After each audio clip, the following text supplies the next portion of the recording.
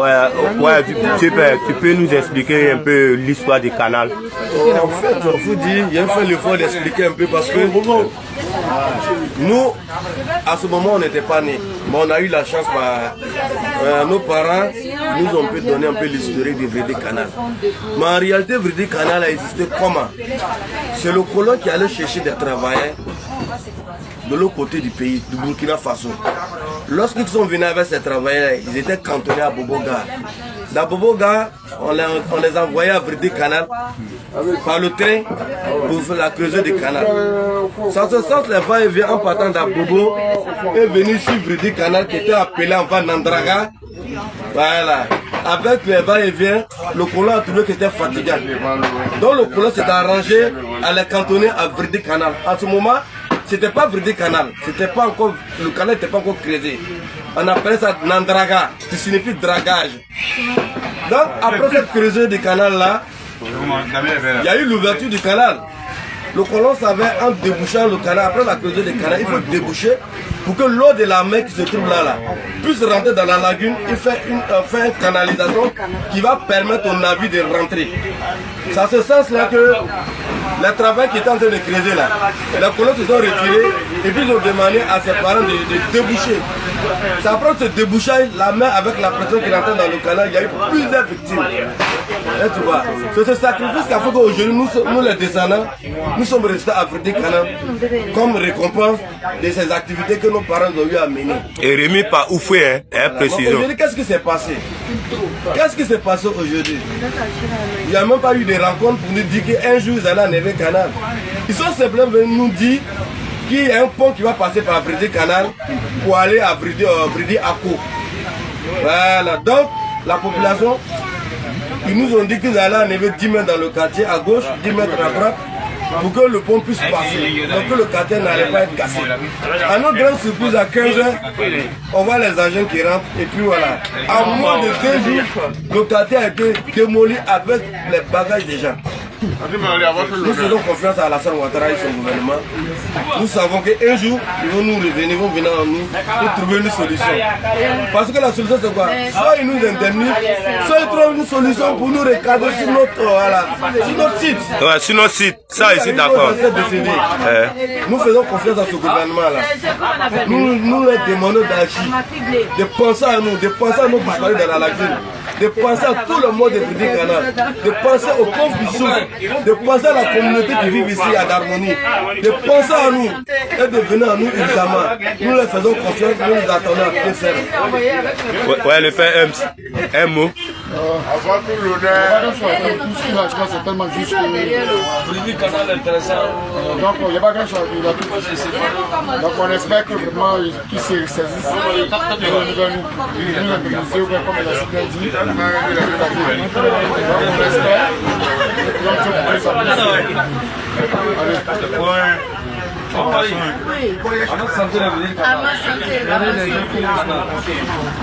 Les amis, vous avez vu comment nos parents sont entassés comme des moutons sous des bâches. C'est-à-dire que des gens qui avaient leur vie, ce n'est même pas une affaire de hier, ce n'est pas avant-hier. On parle des années 60. Quand on parle de Vrédé Canal, ce n'est pas une affaire d'avant-hier, c'est pas après. C'est-à-dire que des gens sont là-bas, des générations. Un matin, sans prévenir, c'est vraiment, c'est triste quoi. Comment on peut être méchant comme ça? Ils ont décidé de faire du mal, juste le mal. Et ce qui est bizarre, c'est que ceux à qui ils font ça, c'est ceux qui les ont soutenus. Il n'y a pas plus ingratitude que ce qui est en train d'arriver aujourd'hui à nos parents du là. Il n'y en a pas. Vous avez entendu ce qu'il a dit? Dans la vidéo, il explique. Les parents sont quittés à Bobo, c'est-à-dire qu'au Burkina, ils sont venus avec eux en Côte d'Ivoire pour travailler. Au travail au port, pour faire la canalisation là et ainsi de suite. Mais la réalité dans tout ça, c'est dû à quoi? C'est que les Ivoiriens de souche, ils combattaient les colons. Nous avons toujours combattu les colons, les colonisateurs. Nous avons toujours combattu ce système-là. Ce n'est pas hier, ça a commencé. Ce n'est pas sur nous, ça a commencé. Et ce n'est pas sur nous, ça va s'arrêter. On va continuer à combattre ce système-là. Peu importe la façon que nous allons utiliser pour combattre ce système-là, on va le faire. Ça va prendre du temps, mais on va le faire. Parce que si on pouvait prendre des Ivoiriens pour faire le boulot, pourquoi ils sont allés chercher des gens l'autre côté pour venir. Parce que les Ivoiriens ne voulaient pas. Les Ivoiriens ont toujours combattu et vont toujours combattre pour dire à Ouattara, peu importe le nombre d'années qu'ils vont faire au pouvoir, peu importe ce qu'ils vont faire, mais on va continuer à combattre parce que c'est la terre de nos ancêtres, c'est nos terres. C'est ça la réalité. La prochaine guerre qu'il aura dans ce monde-là, c'est une affaire de terre. Vous pensez que c'est la blague? Ce n'est pas la blague, c'est une réalité. La prochaine guerre qu'il aura dans le monde, c'est une affaire de terre. Voilà pourquoi aujourd'hui, vous voyez en Europe, c'est en ébullition. On rapatrie les gens alors que ce soit l'Allemagne ou la France, il n'y en a que 1 à 10% des Noirs qui se trouvent chez eux. Ils nous ont colonisés, ils ont pillé nos sous-sols, ils ont tout pris. On a étudié chez eux, on travaille chez eux. Mais si on n'a que seulement que 10 à 15% de leur population, c'est qu'il y a problème, man. L'Allemagne, c'est 0,75, c'est-à-dire qu'on est 1%. L'Allemagne, on peut comprendre parce qu'on ne leur doit rien. Mais la France, 15%, je trouve que c'est peu. 15%, c'est trop peu. Parce que la Côte d'Ivoire, elle seule, nous sommes à près de 26% d'étrangers. Et les dernières recherches font que nous sommes à 23%, à 22% d'étrangers. Parce que Ouattara est venu, il a naturalisé plus de 3 millions d'étrangers. Et ça, sans compter des Libanais qui ont fait les faux papiers. Donc aujourd'hui, là, si les Ivoiriens sont 22 millions d'habitants, les Ivoiriens qui ont papier ivoirien sont 22 millions. Donc imaginez un instant les 30 millions que nous sommes. Les Burkinabés qui n'ont pas de papier, qui vivent dans les brousses, sans papier, sans s'enrôler nulle part. Les Maliens qui vivent dans les brousses, dans les forêts, dans les champs, qui n'ont pas de papier, qui n'ont rien. Les Guinéens, pareil. Les Nigériens qui vendent les trucs sur la route, qui ne sont enroulés nulle part, enregistrés nulle part. Donc quand on nous dit que la Côte d'Ivoire, c'est 30 millions d'habitants, ce sont les foutaises, parce qu'on sait qu'il y a beaucoup de personnes qui sont sur le territoire ivoirien, qui sont enregistrées nulle part. Ils vivent comme des moutons, comme des propriétaires, des gens sans propriétaire. Je me rappelle une fois, un de mes followers m'avait envoyé une pièce d'identité de son frère qui serait disparu, qui était en Côte d'Ivoire, mais qui a disparu. Mais ce n'est pas normal. Personne ne disparaît comme ça. Soit il allait braquer, il l'arrêtait, mais on saurait qu'il est en prison.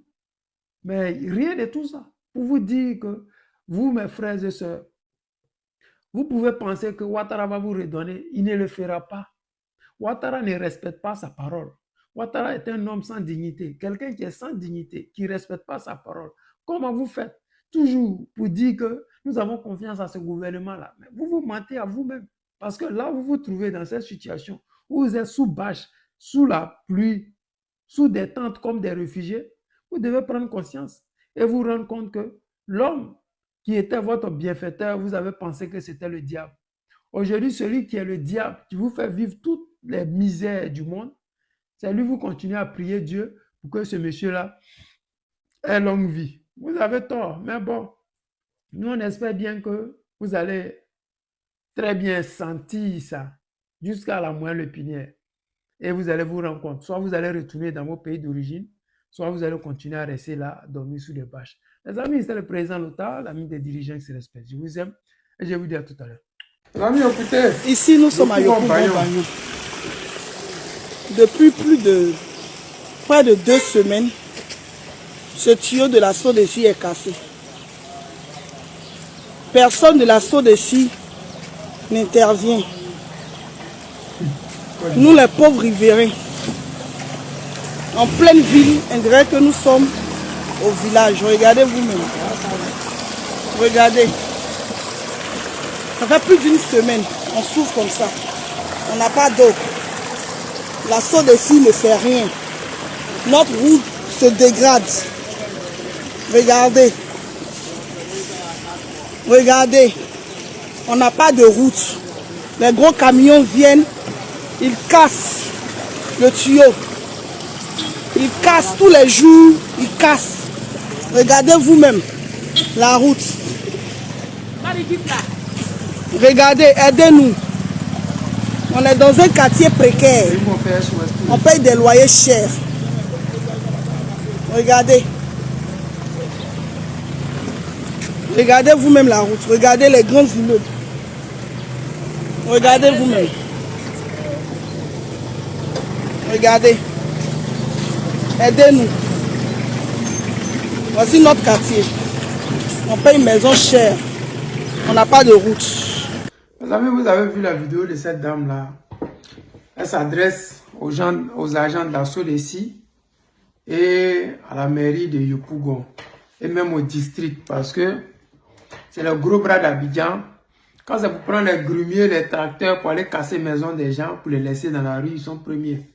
Mais quand c'est des choses élémentaires comme ça, pour la suivi de la population, là, ça, personne ne voit. Comme un tuyau de SODECI, ce n'est pas eau usée, c'est de l'eau propre qui doit être dans les robinets. C'est ça qui coule comme ça dans la rue. Et pendant des semaines, ici, en 1 heure, ils ont déjà réglé ça. Il y a bien 1 heure.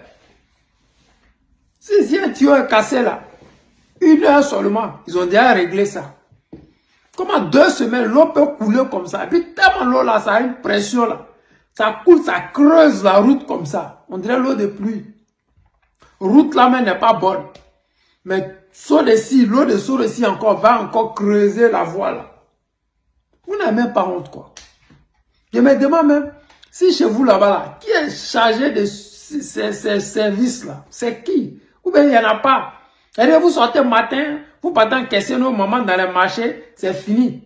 Il n'y a plus de surveillance, il n'y a personne. Comment on appelle le home master là? Les gens qui arrangent les robinets et consoles là. Je ne sais pas. Il n'y a personne, ça n'existe plus.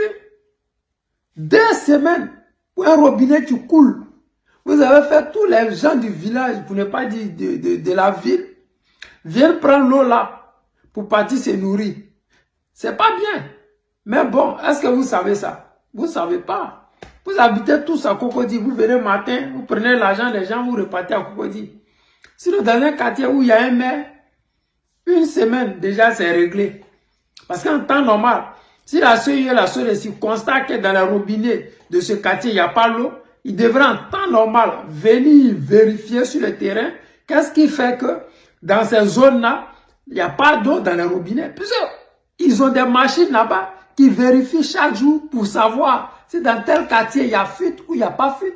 Mais nous, on se pose toujours la question à savoir, mais ces gens savent même là, ils font quoi de leur vie? Qu'est-ce que vous faites qui va plaire aux Ivoiriens? C'est quoi? Parce que casser les maisons là, ça ne les plaît pas. Bon, ils sont au chômage, ça ne les plaît pas non plus. Qu'est-ce que vous faites concrètement qui fait que l'Ivoirien lui-même là, il est heureux? C'est quoi vous faites? À part la médiocrité, la corruption là, mais tout le monde n'est pas corrompu comme vous. Tout le monde n'est pas enfant de ministre ou gouverneur. Il y a des gens qui se cherchent, ils sortent au matin, ils s'en vont chercher parce que le diplôme qu'ils ont là, ça ne peut pas leur donner travail parce qu'ils ne sont pas du là. Donc, laissez là, ils vont aller se chercher, mais vous dites non, eux là, ils ne doivent pas aller se chercher. Dites-nous, ils ne doivent pas aller se chercher. Parce que sérieusement, moi quand je vois ça, je me dis, mais si en 2 semaines vous n'avez pas pu régler ça, c'est que vous n'êtes pas informé. Parce que si vous êtes vraiment informé, pour arranger ça là, ça n'a pas besoin de 1 heure. Moi, je ne sais pas qui est vos masters là-bas. Mais dès que l'eau coule là, vous coupez l'eau, vous ressoudez les trucs là, vous laissez sécher 30 minutes. Il y a des cols même ici, là même là, 5 minutes déjà. Tu mets en même temps, ça sèche, 5 minutes, colle là, ça, tu mets, ça colle une fois. C'est qu'ici ça. Comment vous pouvez faire 2 semaines? Ou bien ce col là qui vous manque. Si ça vous manque, dites, on va vous expédier ça. Il y a comment dire, DHL. Si vous voulez, on vous envoie ça, DHL. DHL là, c'est 3 jours.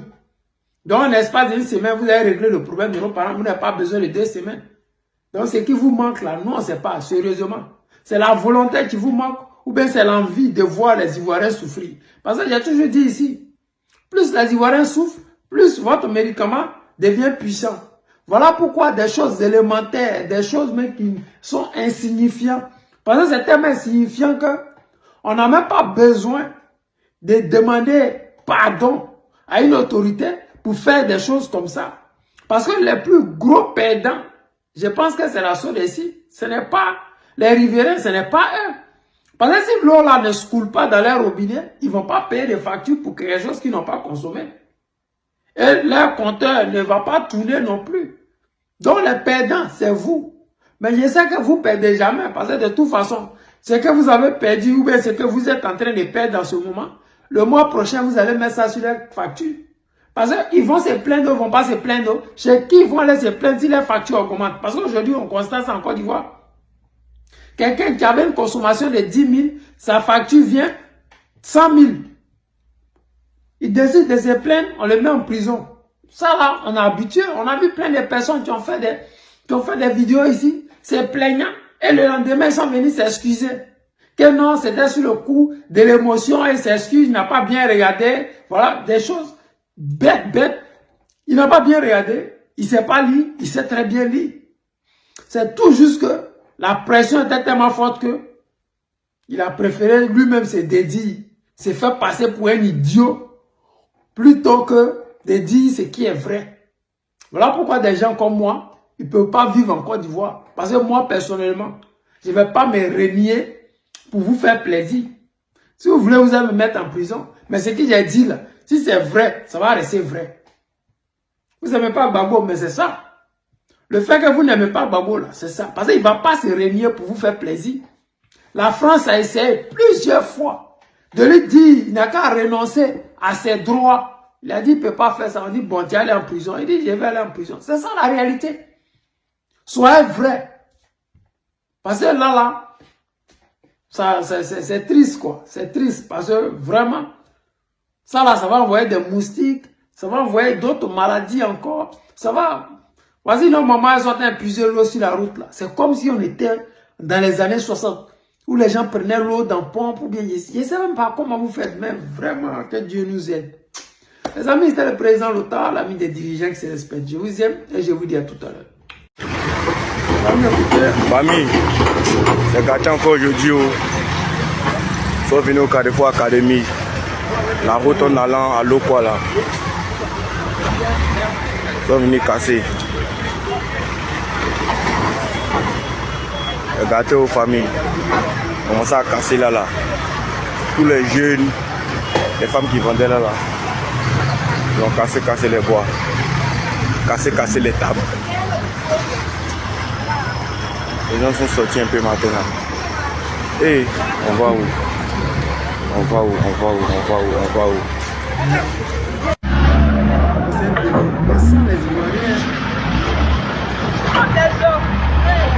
Ça là. On a cassé tout ici. Tout là, les ont cassé. Et le Caterpillar encore va venir frapper. Le Carrefour Academy sur la route en allant à Lokwa. Toute cette rue là, ils ont ravagé.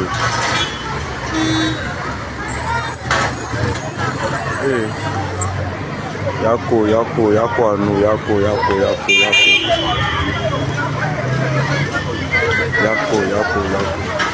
Toute cette rue là, ils ont ravagé. Tout là, ils ont ravagé, tout là. Où le monsieur là vendait poulet là.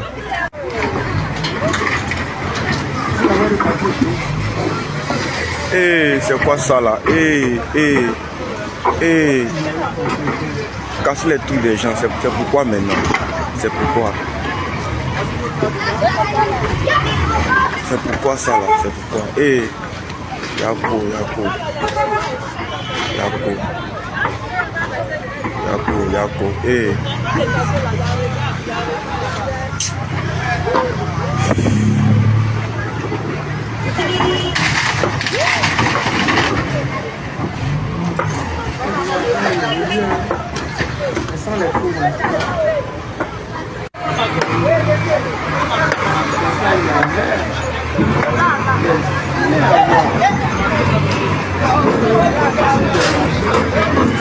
On n'a même pas bougé, cherché dans les pieds là. Ils sont venus dans les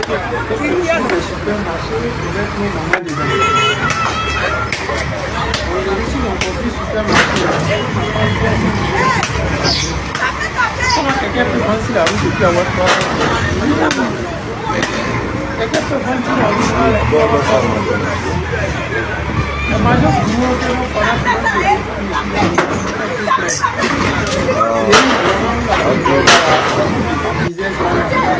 c'est mieux moi d'en enlever. C'est mieux. vont enlever. Ah, les jeunes ont commencé à enlever pour eux. Au lieu, ils vont venir casser pour tout gâter là. Les mieux vont venir enlever pour eux.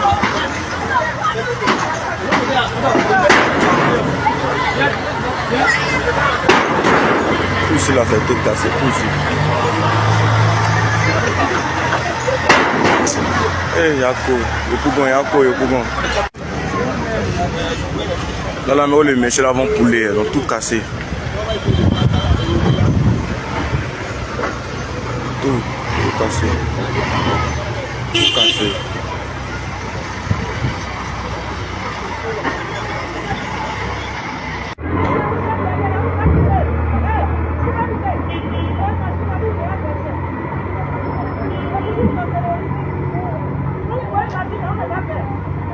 Ça va continuer jusqu'à quand? Ça va s'arrêter. Le bonnet de sourire là, c'est fini ça. Avant, on prenait nos bières, on sortait pour aller payer la viande sur les tables à côté. Maintenant, tout ça n'existe plus. C'est mieux d'enlever pour vous-même, c'est mieux. C'est mieux d'enlever vous-même. Pourquoi on venir gâter On va évoluer, hein. On va évoluer sans les pauvres. Ah ouais. Là. Hey. Quand on a dit 10. Comment les gens sont sortis matin? Vous allez dire.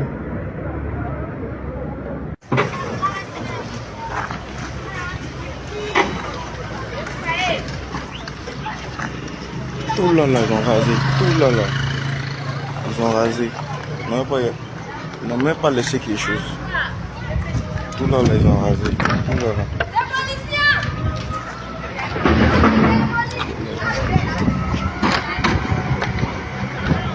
Tout là, ils ont rasé.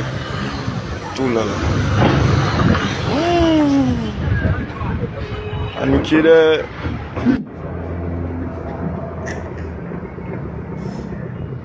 Tout là. Ah, les pays en train d'émerger,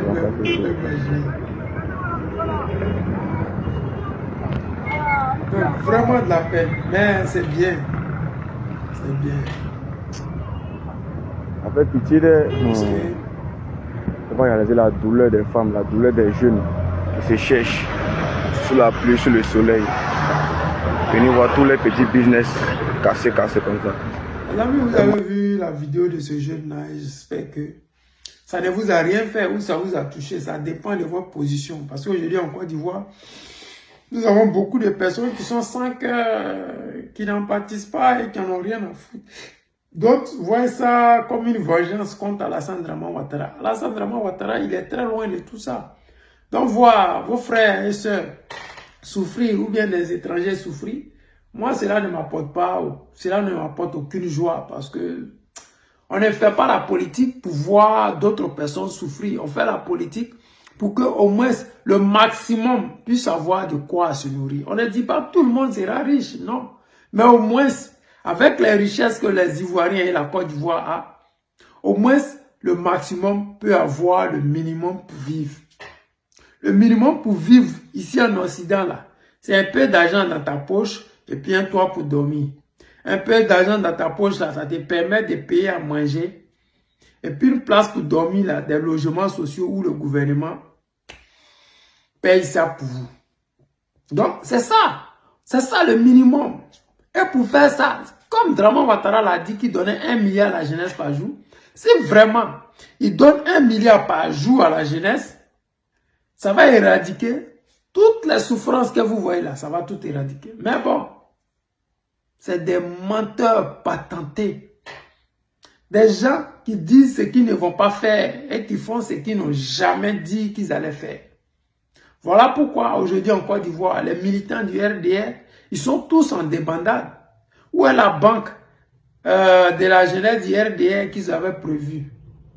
Elle n'existe pas, elle n'existe plus. C'est-à-dire qu'ils ont tellement dit que vers la fin, ils se sont rabattus sur Goudron avec pont. Parce que ça, au moins, on peut voir. Mais sur le chômage, là, oubliez, c'est la catastrophe. Sur l'emploi, oubliez, c'est la catastrophe. Aujourd'hui, les jeunes filles ont commencé à manifester, pour ne pas dire des gens, ont commencé à manifester pour dire que où est leur affectation. Les médecins, aides-soignantes et consorts, elles ont fini leur concours, elles sont là. On les affecte pas, elles sont là, elles sont en stage là, ça finit pas. Sorcellerie de Ouattara là, ça va jamais finir. Mais bon, tout ça là, c'est bien fait pour nous tous. Parce qu'aujourd'hui là, l'étranger va connaître sa place en Côte d'Ivoire. C'est pas de l'amusement, c'est que Ouattara fait là. C'est bon pour nous aussi, parce que nous autres, qui disons que l'étranger ne doit pas faire la politique en Côte d'Ivoire là. C'est le moment. Parce que tu n'as pas où dormir. C'est pas ton pays. Le comportement que vous avez eu là, il y a très peu d'Ivoiriens qui vont prendre encore les gens, des personnes comme vous là, chez eux. Il y a plein de personnes qui vont aider. Mais pas à la longue. Parce que on connaît comment vous êtes à la longue. On vous a déjà côtoyé. On vous a donné. Et au final, vous avez pris tout ce qui n'était pas à vous. Aujourd'hui, quand on voit le comportement du gouvernement d'Alassane Draman Ouattara, de prendre des villages, des terres qui ne leur appartiennent pas, ces terres ont des ACD. Comment si campement, par exemple, des gens ont des ACD, mais ils n'ont pas l'intention de leur redonner les terres. Parce que c'est comme ça leur comportement. Tout doit être fait pour eux, mais eux ne feront rien pour vous.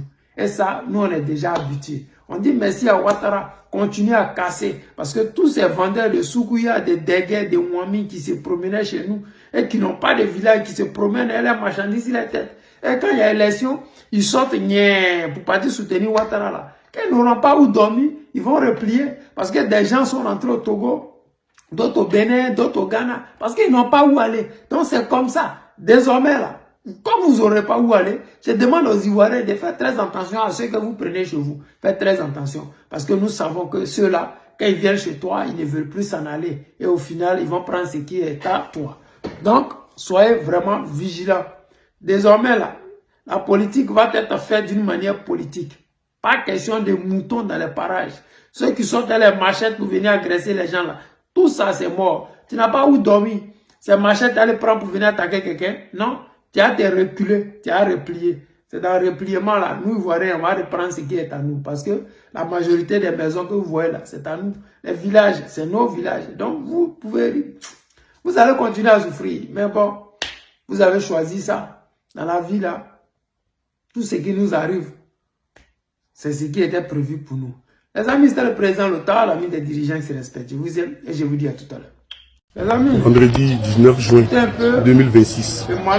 Il est quasiment 10h12 minutes.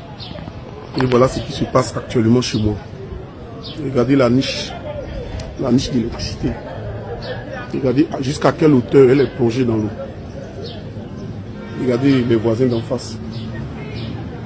Le niveau de l'eau jusqu'au niveau de la gare. Regardez toute la gare. Toute la gare est carrément inondée.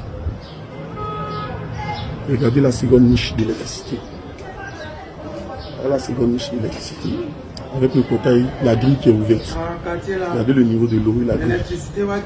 Regardez même les souris sont obligés de monter en hauteur pour venir se cacher. Vous voyez au niveau de l'eau. Regardez aussi les voisins du bas. Regardez les voisins du bas. On est environ à 2 mètres de hauteur de montée d'eau. Et ça c'est la première. Et c'est l'avant-cour. Je vais aussi vous montrer l'arrière-cour. Voilà l'arrière-cour, voilà les images de l'arrière-cour. Voilà les images. Voilà encore une seconde niche qui est plongée dans l'eau. Et quand on va sur le prolongement, comme vous pouvez le voir, regardez le poteau qui est carrément au fond là-bas. Le poteau qui est au fond là-bas, vous allez voir qu'il y a une niche qui est carrément inondée par l'eau. Qui est juste un peu en bas. Comme vous pouvez le voir, voilà encore une niche encore qui est encore plongée encore dans l'eau. Voilà la niche qui est encore plongée dans l'eau. Comme vous pouvez le voir. Et regardez le niveau de montée d'eau. Regardez ce voisin. Regardez ce voisin. Regardez le niveau. Regardez la poignée même du portail. Les parents, vous voyez, non? Regardez. À l'époque de l'entrée, regardez. Est-ce que vous voyez un peu? Avec un peu, l'eau même va passer par les fenêtres. Regardez. Regardez un peu, vous-même regardez. Ça, c'est le travail d'Agbo, ça. Regardez tout cela. Regardez ici. Tous ceux sont sortis. Regardez. Tout le monde est sorti. Regardez. Si vous voyez un peu. Regardez, vous voyez. C'est Agbo qui a pris tout ça là. Maison des gens. Et quand Agbo vient, on oublie de sortir. Parce qu'on ne peut pas vivre dans l'eau. Nous ne sommes pas des poissons. Vous voyez un peu. Vous voyez un peu. Vous voyez, non, tous ceux-là, les gars, il y a tous ceux qui sont sortis. Tous ici, là, il y a tous, regardez, il y a zoomé, regardez. Tous ceux-là, regardez. Est-ce que vous voyez l'eau là, mais il y a clôture, il y a où l'eau là arrivé sur clôture là. Clôture de 3 mètres. Il y a où l'eau là arrive, il y a où l'eau là, regardez comment l'eau là a pris ça. Est-ce que vous voyez un peu? Ça a pris foi. Vous voyez, non? Est-ce que vous voyez un peu? Est-ce que vous voyez? Ça a pris foi. En tout cas, l'eau là, on sait pas. Et puis chaque année, c'est comme ça, les gars. Chaque année, c'est comme ça. Chaque année, c'est comme ça, ça arrive. Toujours. Les amis, vous avez vu la vidéo de ces jeunes-là. Vraiment, une compilation de souffrances des Ivoiriens. C'est-à-dire qu'en ce moment, il y a un combat spirituel qui se joue en ce moment en Côte d'Ivoire. Dramane Ouattara verse le sang, nos ancêtres lavent ça. Dramane Ouattara baisse le sang, nos ancêtres lavent ça. Actuellement, le combat est hard. Ce qui ne s'était jamais vu dans Côte d'Ivoire là, nous sommes en train de voir ça. Je ne sais pas dans quoi ils sont. Je ne sais pas qu'est-ce qu'ils sont en train de préparer, mais ce qu'ils sont en train de préparer là, Dieu a contré ça mauvais. Nos ancêtres ont contré ça à un tel point que ils se demandent, mais qu'est-ce qui n'a pas marché? Ce qui n'est jamais arrivé dans le pays là, c'est en train d'arriver. Pour inondation, l'eau arrive à la fenêtre. Tiens, San Pedro, Bonois, tout s'est inondé. À l'heure où je suis en train de vous parler, à l'heure où je mets cette vidéo-là, tout est inondé. On en a à Boisseau, à Beauville, les ponts sont en cascade. Aujourd'hui, vraiment, en Côte d'Ivoire, j'ai dit merci à nos ancêtres parce qu'ils sont en train de faire un bon boulot. Parce que, sans eux là, ces gens maléfiques qui sont au pouvoir et qui vivent sur la souffrance des Ivoiriens, ils allaient faire pire que ça. C'est pas de l'amusement. J'ai dit toujours que la terre sainte que vous voyez qu'on appelle celle de la Côte d'Ivoire là, c'est une terre qui est bénite et les Ivoiriens également avec. Voilà pourquoi, quand il y a des gens comme les Dramane Ouattara comme ça, qui nous veulent du mal, qui veulent nous exterminer, ils tapent toujours poteau. Parce que l'objectif qu'ils ont là, c'est pas ça Dieu a prévu pour nous. Ce qu'ils ont dans la tête et puis ils veulent mettre en pratique là, c'est pas ça Dieu a prévu pour nous. Et ce qui a été prévu pour nous là, c'est ça ils sont en train de mettre en œuvre. Sans le savoir. Il y a des souvent, il y a des choses qui vous arrivent et vous pensez que c'est le malheur alors que c'est le bonheur. Il y a des gens qui vous quittent et puis vous pleurez, vous pensez que c'est le malheur alors que c'est le bonheur. Il y a des gars que toi-même là, tu l'aimes, tu lui donnes tout. Quand t'appelles, tu es là. Quand elle fait ça, tu es là. Quand elle fait ça. Mais un matin là, elle te dit que je ne veux plus. Toi-même, tu dis, mais qu'est-ce qu'il y a? C'est quoi j'ai fait? Puis tu dis, tu ne veux plus. Et non, l'amour est fini, c'est fini. Mais tu penses que tu vas déjà. Mais quelques mois plus tard, tu trouves une autre encore qui est plus jazz, pata, qui te met dans les conditions. Pour vous dire que c'est que nous vivons aujourd'hui là. D'autres vont penser que c'est le malheur. C'est pas le malheur. C'est juste que après ce temps-là, il y aura le soleil qui va réapparaître. Après ce temps-là, Dieu va sécher les larmes de nos parents. Après ce temps maléfique, Dieu va s'arranger pour que l'Ivoirien redevienne l'Ivoirien et pas ces oublis qui se promènent en Côte d'Ivoire, qui n'ont rien à voir avec nous, mais ceux qui sont en place, comme ils sont diaboliquement diaboliques, ils veulent instaurer des choses qui ne sont pas nos messes. Des choses qui ne font même pas partie d'aucune de nos traditions. Nous avons 60 ethnies en Côte d'Ivoire. Il n'y a aucune ethnie en Côte d'Ivoire où on dit que ceux-là, c'est des Oubis. Il n'y en a pas. Ça n'a pas existé hier. Ce n'est pas aujourd'hui ça va exister. C'est parce que ces gens sont maléfiques là, sont là. Que des choses que nous, on ne voyait pas hier. Des choses qu'on n'entendait même pas parler hier. Aujourd'hui, elles existent. Hier là, on disait qu'on volait les enfants. Aujourd'hui, on vole tout le monde. Hier, on disait que quelqu'un ne peut pas te sacrifier s'il n'est pas de ta famille. Aujourd'hui, même ton propre ami peut te sacrifier. Pour vous dire que les temps ont changé en Côte d'Ivoire, mais nos ancêtres ne nous ont pas abandonnés. Il faut le boulot. Peut-être c'est hard, c'est compliqué, mais nous, on doit aussi rester mobilisés. On doit continuer à prier. Vous qui priez, que tu es musulman, que tu es chrétien, que tu es animiste, tu es ségué, mais en tout cas, ayons une bonne pensée pour la Côte d'Ivoire. Pensons que la Côte d'Ivoire va traverser toutes ces mauvaises périodes-là pour que demain, nous ayons le sourire. Pour que demain, nos enfants aient la créativité qu'on avait hier. Cette créativité qui faisait qu'on avait des champions du monde. On avait des footballeurs de haut niveau. On avait le coupé décalé au haut niveau, la musique même. Mais aujourd'hui, là, tout est en train de renaître. Et comme tout est en train de renaître, vous allez voir dans les années à venir, la terre qui est belge, tout ce qui renaît là, elle aussi va renaître. Mais une terre ne peut pas renaître si elle ne se lave pas. Voilà pourquoi l'être humain se lave. Voilà pourquoi on dit souvent, faites des bains de purification. Voilà pourquoi, parce que se laver, c'est très important. La pluie qui vient, vous pouvez pleurer, mais ne pleurez pas assez, parce que elle vient pour nous rendre justice. C'est qu'ils sont en train de faire, et puis vous pensez que c'est rien là. Nous, nos ancêtres, sont en train de casser tout ça. Les amis, c'est le président Lothar, l'ami des dirigeants qui se respectent. Je vous aime et je vous dis à tout à l'heure.